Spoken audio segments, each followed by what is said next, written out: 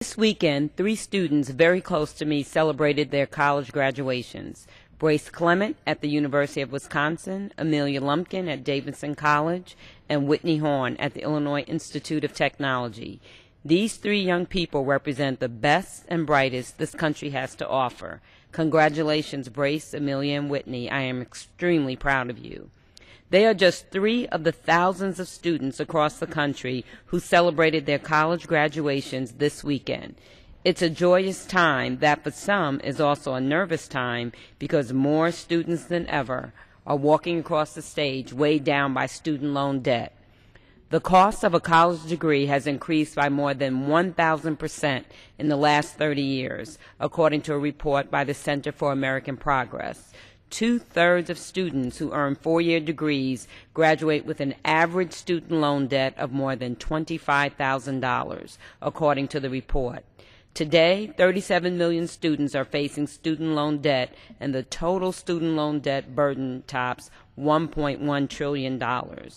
The mounting student debt is stunting the growth of a generation of graduates who are facing a tough job market and high student loan payments, are putting off key milestones such as buying a house or starting a family, which further stifles the country's economic recovery.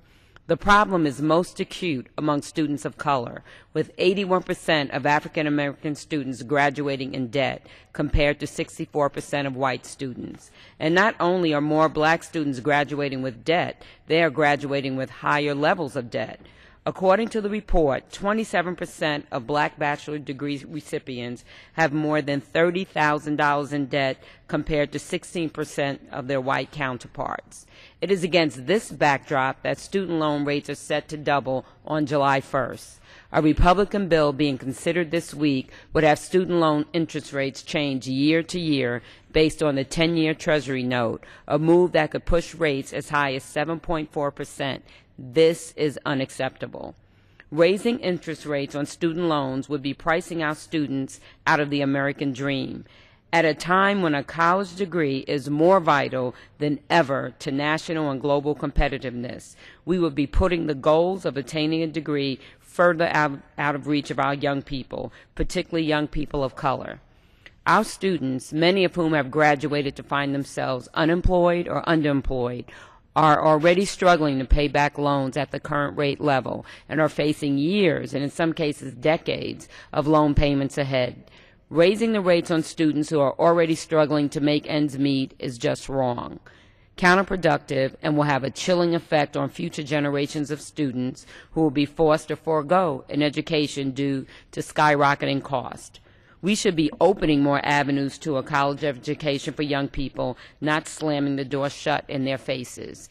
I agree with my colleagues that a 2-step approach is needed to address the student loan crisis. We should first freeze the current rate, 3.4%, on subsidized Stafford loans for the next 2 years, and keep other educational loan rates steady to remove the immediate fear of students and their families of the impending rate increase. We should then investigate longer-term solutions to the student loan problem as a part of a comprehensive approach to addressing our nation's mounting student debt, escalating college costs, and broken financial aid system as a whole. And in investigating options for increasing college affordability, I agree with the notion that we should, at the very least, be open to giving our students the same interest breaks we extend to banks. Our young people deserve the same backing and support. It is not only the right thing to do, but the investment in our students will net a much bigger payoff for our nation for generations to come. I yield back.